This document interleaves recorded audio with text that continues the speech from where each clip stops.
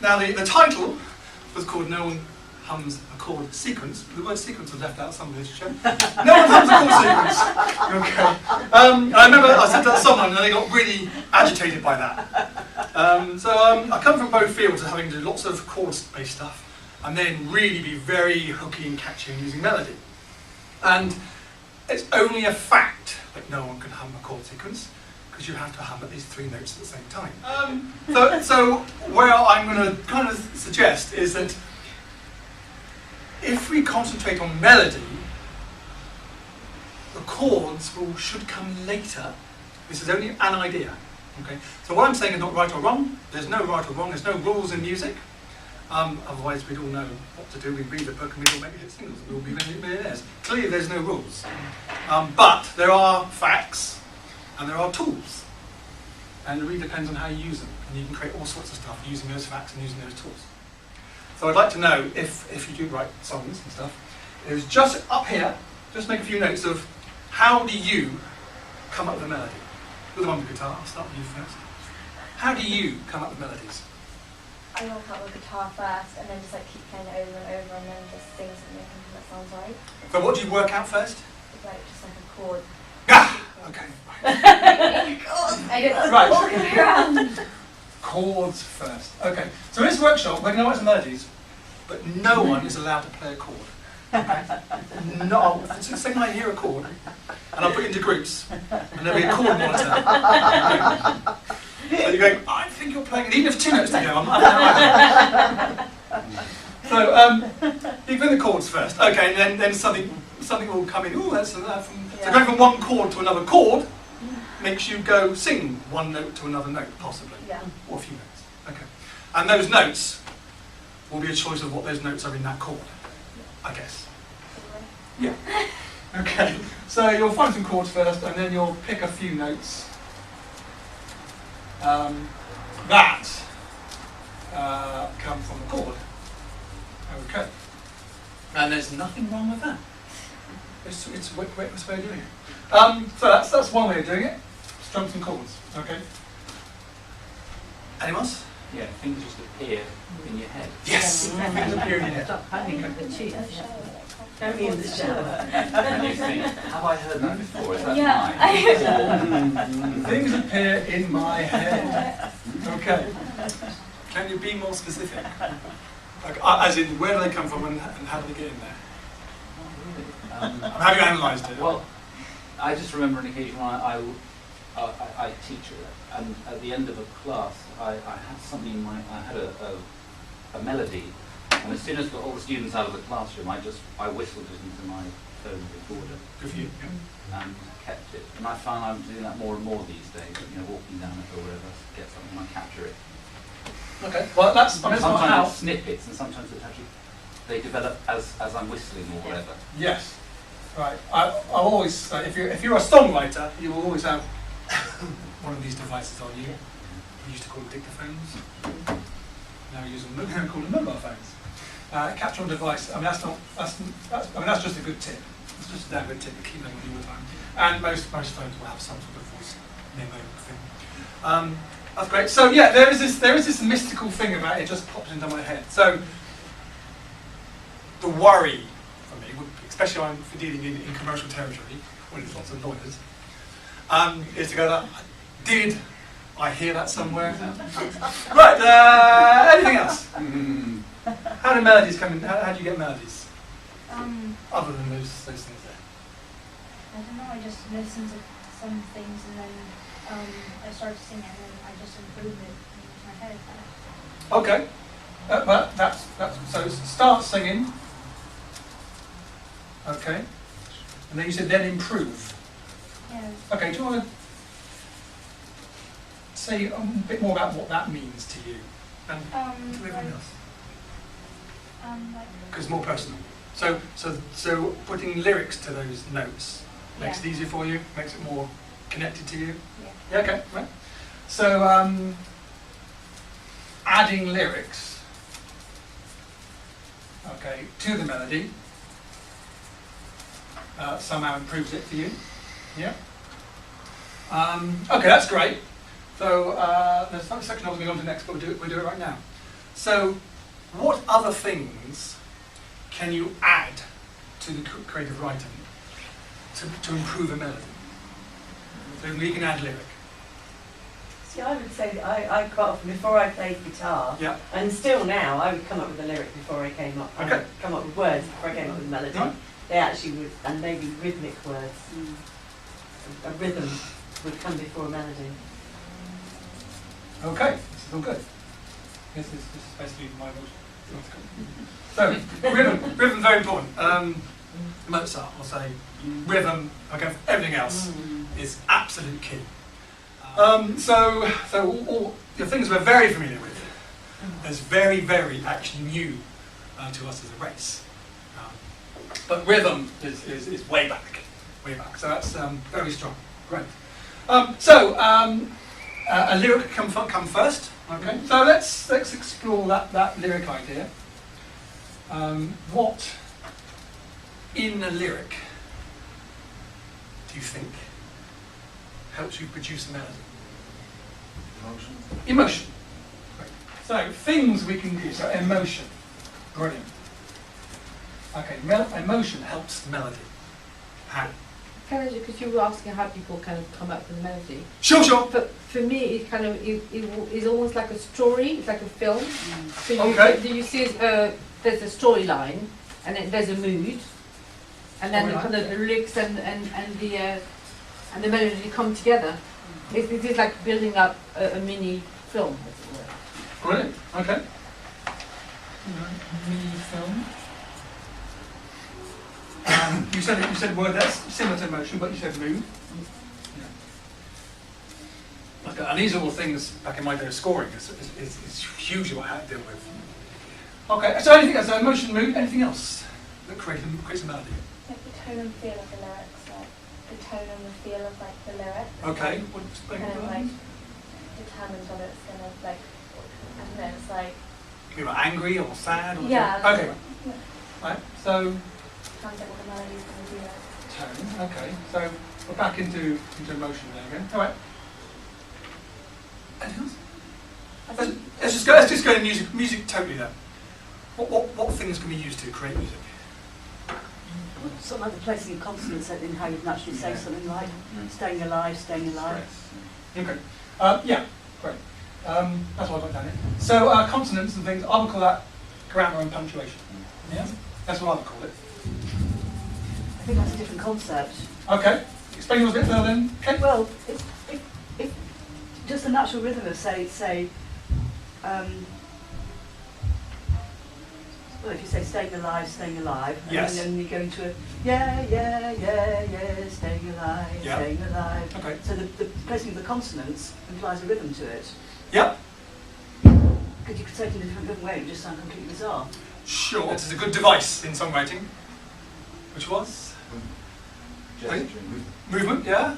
It was rapid. Repetition. Yeah. Repetition.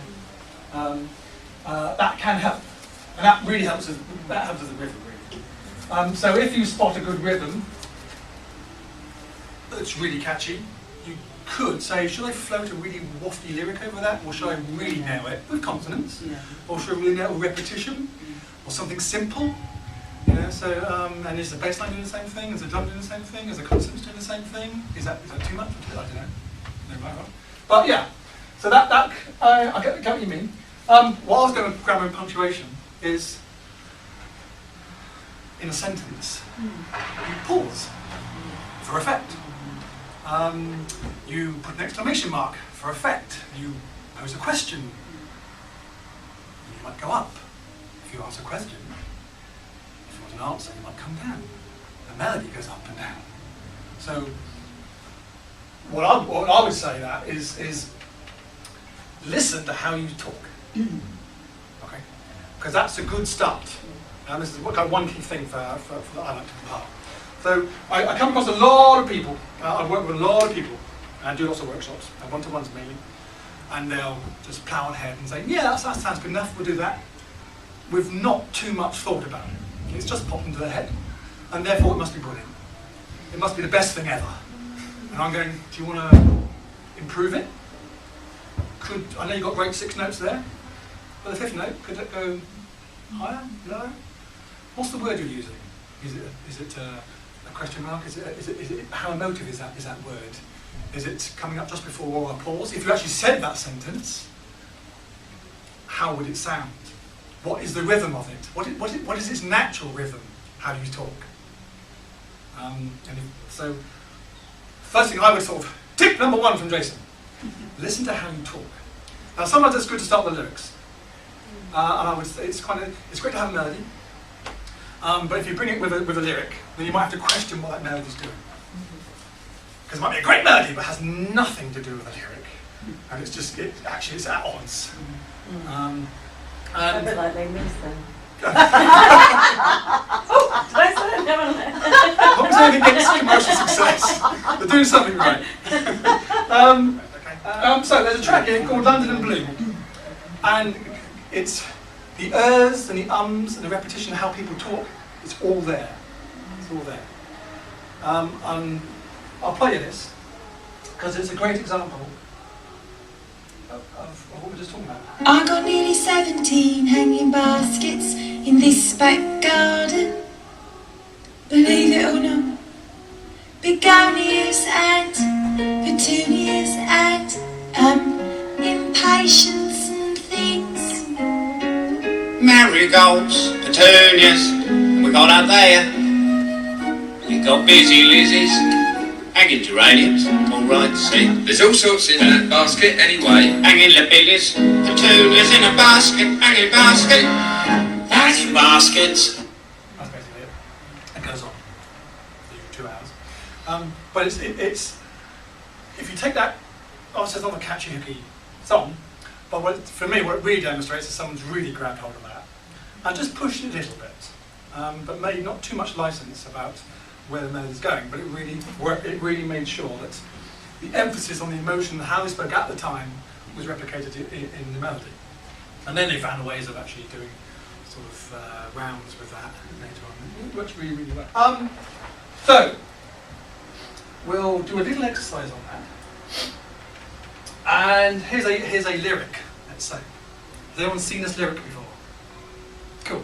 That's why you laughed when you saw it. Okay. Right. So, this is all. This really plays on what you've all been talking about in terms of emotion, mood. If the lyric's there first, maybe the melody would change and all that sort of stuff. We can add pace and what have you. So I'll ask you, pick one of those words that you're going to emphasise. Stop. Okay. So now say it, emphasising the word stop. Now say that to everyone else. That line with the emphasising the word stole. I didn't say she stole the money. Okay. So you've inferred something from the way you said that. What have you inferred from he said? I didn't say she stole the money. That she said something else about the money. He said something about the money, but not that she stole it. Okay. Any other inference? Yeah, she could have borrowed it. Yeah. Okay. Okay, so we instantly have a scenario where we could now write the next lyric. Okay, so this one here. Yes, pick another word and emphasise that. I didn't say she stole the money. Okay. So we now know she did steal the money. She didn't borrow it. But so what else? Now what's the inference now? She I wrote thought it. She wrote it. She could have sung that she stole the money. Okay, yeah. Right. Anything else? It was a text. It's just the way I looked at her. Yes. I really implied it. Yeah. Could be that. Yeah. Okay. You pick a word and emphasise it. I didn't say she stole the money. Okay, so she emphasised the she. So, you get the drift. Okay. So that's when we've got to work out where the beat is, where the accent is, where the consonant is, where the pacing is, where do we put the pause in to make sure that the listener understands what we're talking about. So we got, I didn't say she stole the money. So there are some other syllables in there. There's I didn't say she stole the money. Okay, so we basically have a set of notes. And you're going to listen to yourselves, and you're going to repeat that, and someone else maybe point out where the rise and fall is in the way you're saying it, and where you're delivering that. Because it could be, I didn't say she stole the money, and just listening, going, where naturally have I gone up and down? And actually, if I've gone up a certain point, have I gone up a semitone, a tone, have I gone up, actually. So what's going to happen here is that this note's going to go up here, this note's going to go down here, and this is going to go up here, etc. It could go even higher. And you're going to get some sort of melody, which you can then put on the manuscript, and voila! So what I'm saying is, this is one way a melody could come to you. Music has a language. If you wanted to speak to a Spaniard, you would learn Spanish. Okay. If you want to get a listener involved with music, it's good to draw on musical language to engage them. So yes, if you wanted me to, if you were speaking Spanish and I couldn't speak Spanish, and you want to connect me with a song, you may do it on lots of levels. The one level you wouldn't do is the message and the lyric. I wouldn't understand it. So speaking the language, and also the language of music, really. So what you've stepped on a few things. Repetition is a language of music. Rhythm is a language of music. Some melodies are a language of music. But there are many other things. So I'll say what we were brought up on from a very young age to do with music was the first musical thing we may have heard. Nursery. Whether we like it or not. This is what. Have those, I didn't. Sorry? Yeah, they still have them. Oh no, that's good. They're very BC. No, they're not. They're just the same old ones. Well, Jeremy Clarkson will say Still, the grandma's still knit on the bus. It's all right. So yeah, it's and even things like the alphabet song. Oh yes. Okay.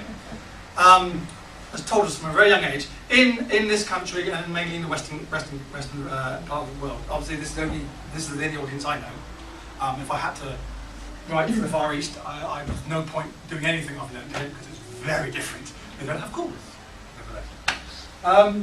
So yes, so A, B, C, D, E, F, G. You know where the beat is all the time, which helps the what you were saying. So knowing where the one is on the beat is part of the language of music, and that helps the listener know where they are in the song. And if they know where they are in the song, there may be more chance that they might join in. If that's what you want. I know some guy didn't come to the workshop, didn't want that. That's cool. So that really, really helps. And also, so I would say the alphabet song and other ones like that really tell you where the one is. That really helps people. That's the language to learn. Also, well, rhymes in themselves. Now this is a very contentious area. Rhyming, not too much, and it has something to do with melody. And what it has to do with melody is there are different types of rhymes. The first idea is the structure of a rhyme. Okay, so structure. Again, whether we like it or not, we've been brought up on very, very strong structured nursery rhymes. Blah Black Sheep is almost identical to Twiddle Little Star, and these are, so if you write a song that's close to that, you go, oh, I'm very familiar with that. I understand that. Now, I'm not saying we all write Twinkle Little Star, but it's a very good place to start in terms of finding that melody, seeing what it does, change it, add another lyric to it, which might make it sadder, so therefore you've got to change it a bit. But at least we know that those structures really, really work. So maybe go to them, or go to any song you really like, and just rewrite it. It's another big tip of mine. I was going to add back to where the ideas come from. I've spent 20 years on the pub and club circuit performing covers. Yeah. Quite often, singing a cover and messing around with it can lead to your own idea coming from that. Yeah. I don't think there's any other better way of learning from people who do it really well. Why try and fumble through it when there's got tens of thousands of great sets of lyrics and melodies that work. And if you work out why they work, you go, oh, there will be tools and rules and things in there. They go, that's why that works. I had an interesting experience. Yeah. 6 months ago, my daughter was taking a grade 4 or 5 music. Okay. And I can't remember the piece now, but I picked out the chord. It was a classical piece. Yep. And I picked out the 3 or 4 chords that it was based on. Yeah. And then used those 4 chords, but put my own melody on Sure. over the top. Sure. And it was quite surprising. I'd never done it that way before, but there are lots of ways of doing it. Yeah. If you play, have you ever heard of Axis of Awesome? Okay, so Axis of Awesome, just type on YouTube. Okay? They'll give you 30 songs, all on the same 4 chords. And if you tap in Mel Webb, he'll give you something like 128 in 2 minutes. Fine, okay. So, did you know your scales? Okay, so your 1st, 4th, 5th, and your 6th. That's a minor. Of a scale, make them the chords. That's pop. That's pop. 1st, 4th, 5th, and a minor 6th, and the 6th being a minor, which is kind of the relative minor to the root chord. That's every single pop song ever. Quite depressing, really. And that's why melody is important. Chords don't matter, they all use the same chords. But what makes them different is the melody. That's what absolutely separates them and stops them being pursued. Okay? Because you can't copyright chords, you can't copyright titles, but you can copyright melody. That's what's important. Okay. Rhymes. We're nearly there. So there are, structures of rhymes. So there's a limerick, okay, which goes now in writing terms, we deal with A's, B's, and C's in terms of structure. So a limerick is A, yeah, B, A, because. Come on, who knows a lyric? Limerick. Go on. The boys stood on belly deck. Okay. So we got ek. Does that one? Has it got 2 B's? Yeah, 2 B's. Yeah. So the first line rhymes with the second line. Yeah. The third line rhymes with the 4th line. Yeah. And the 5th line rhymes with the 1st and 2nd. So there's only 2 bits that rhyme. I eat my peas with honey. I've done it all my life. It makes peas taste funny, but it keeps them alive. Okay, right. So that's not a limerick. Isn't it? No, it's 4 lines. So say it again. Okay. I eat my peas with honey. Honey. Yep. I've done it all my life. Okay, so that's the B. It makes the peas taste funny. So that's an A. But it keeps them alive. Okay. So that's a structured poem of 7 lyrics. So we've got A, B, A, B. So the 3rd line rhymes with the 1st line, and the 4th line rhymes with the 2nd line. So, and these are very strong, structured ways of laying songs out. Okay, you might not know it, but they are. So go back, find a song, go, oh yeah, they all do that. Loads of them do ABAB. Loads of them do ABAB. Yes, I had a few rhymes. The other types of rhymes are whether they actually rhyme together, Or just perfect rhymes, or whether they're near rhymes, or rhymes that don't rhyme, dissonant rhymes that don't rhyme at all. Or the sort of, what was the Adele one, what did she rhyme on that, her song, you know, Skyfall? Skyfall, Right. We Will Crumble. Yeah. Yeah. So you got all rhyming with Oh. yeah. Okay. It just changes how she sings. Right. But you were right in terms of actually what's really.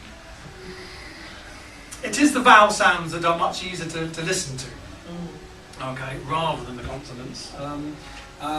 If it's day and way, it's the A in the middle that you're rhyming, not the other letters. And then the key thing would be to in lyric writing along the melody is to give the audience an idea what's coming up. So they kind of can finish it off themselves. It's an idea, just an idea. It's something we've been brought up on. If you go da da da da da da da da da da, and you can probably finish off the last lyric yourself. You don't need any help. I'm not saying you should do that. It's just a tool you can use. Okay? And with melody, when rhymes don't rhyme, and they're kind of a bit weird, and they kind of leave you hanging a bit, it's not quite right, maybe the melody could be doing that as well. So again, if you express whatever sentiment you want to do, whatever move, whatever emotion you want to do, you can do it with melody. So at the end of the chord, at the end of a phrase, end of a structure, we would normally end on a root note. So if you're playing in C, you might end up on C. But if you put an F in there, let's say, that's, for our music buffs, is a suspended fourth. Okay? And a suspended fourth is suspenseful. So it leaves you hanging there. And it needs to resolve. Or something in us, speaking the language, says, can you please resolve that? Because something in me, I don't know why, because I'm not a musician, I've just been listening to music all my life, but something's hanging there and I don't know, so when you're going like,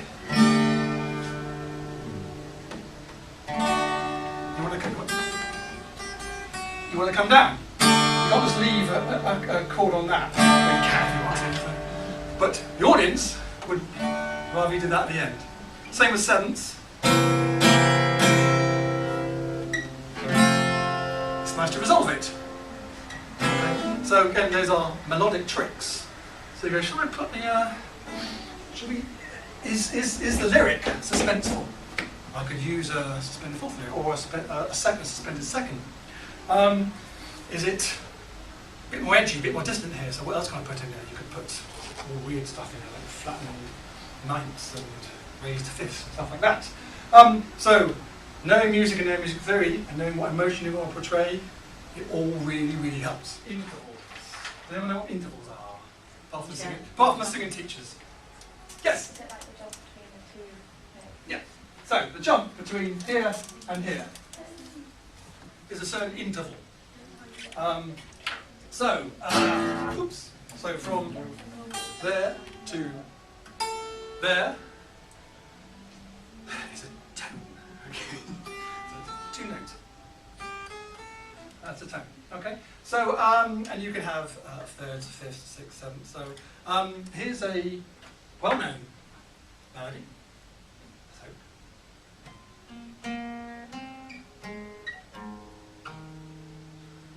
Does anyone know that? Close Encounters. It is. Okay. Who wrote that? See, that's What why is it's it? Eh? You wrote it. No, that's why it's not so good. Every time I mention the play a tune, I've got to name the composer. So it's John Williams. Of course it's in. Okay. And it's based on letters hello. Because they're working with the aliens. Yeah? It's true. I looked it up. I don't know how it's built on that, but it is. But so we start on a note, okay, and then we go up a tone, and we go down a major third, and then we go down an octave. So those two is that same notes. So that's a whole 12 notes goes down, and then up a perfect fifth. We call that a perfect fifth. Okay. So it's all in. And then if you know that, if you know what all those notes are, then you can pretty easily work out what the chord's going to be. Because there was 2 A flats in there. But my argument would be, if you started with A flat, you're already hemmed in. What I'm trying to work out now is like, just think of a melody and make sure the melody works really well. Because you say we've got to do this for 4 beats, and then we've got to do this for 4 beats, and then we've got to do this for 4 beats, and then we've got to do that for 4 beats. Okay, millions of songs make millions of money that way. But if I say write the melody first and make that a killer melody, then the chords will come along, and they'll help and they'll really support it, and they might not come where you expect them to, and that might bring it a lot of life. And actually, that might tap into the emotion a lot more than I've got to say something before I go to this 4th beat. I've got to say something before I go here. That becomes nursery rhymish, fine, but maybe we want to be a bit more expressive than that. So if you take the chords out, you can express it however you want. Is any of that useful? Very. You're telling us that we all ought to know our music theory, aren't you? I tell my kids that I teach they don't do it. I'm saying it's useful. Because I don't know it. I'm merely saying it's useful. It's just useful. So, what I'd like you to do is write a melody. What you've got to do is pick, you three, you pick your, what word you're going to emphasise, and what the tone, the mood is about that.